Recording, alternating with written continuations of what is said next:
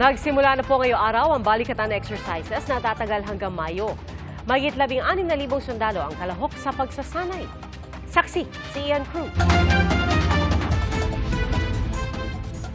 Sa gitna ng tumitinding tensyon sa West Philippine Sea sa pagitan ng Pilipinas at China at sunod-sunod na pangaharas ng China.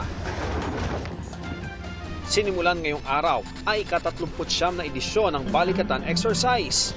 Tatagal ito hanggang May 10. Mahigit 16,000 miyembro ng Armed Forces of the Philippines at US military ang sabay na magsasanay sa mga misyon, kabilang ang maritime security, air and missile defense at dynamic missile strike.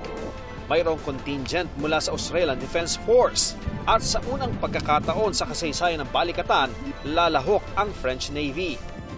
Isa sa inaabangan ng Group SAIL o ang Multilateral Maritime Exercise sa loob ng Exclusive Economic Zone ng bansa sa West Philippine Sea sa bandang Palawan. Ito ang unang beses na lalagpas sa territorial waters ng bansa ang exercise. We aim to enhance our defense capabilities. Cooperation and military-to-military collaboration play vital roles in ensuring a safer global community for generations to come. Balikatan represents more than just a showcase of military readiness. It embodies the deep-rooted spirit of collaboration and partnership that has defined the enduring alliance between the United States and the Philippines for decades. May partisipasyon din ang mga ahensya ng pamahalaan, kabilang ang Philippine Coast Guard na magbibigay seguridad sa mga lalahok sa maritime exercise.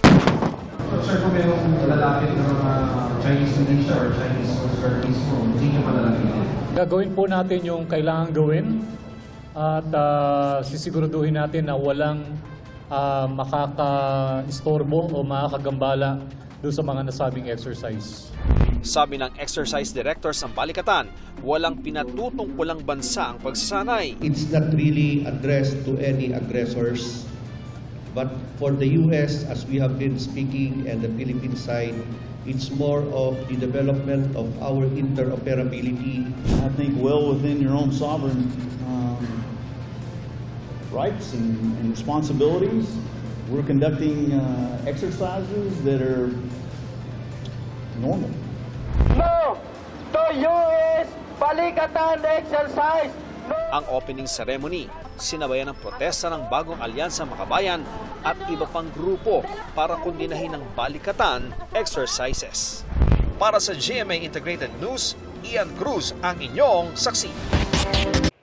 Mga kapuso, sama-sama tayong maging saksi. Mag-subscribe sa GMA Integrated News sa YouTube at para sa mga kapuso abroad, samahan niyo kami sa GMA Pinoy TV at sa www.gmanews.tv.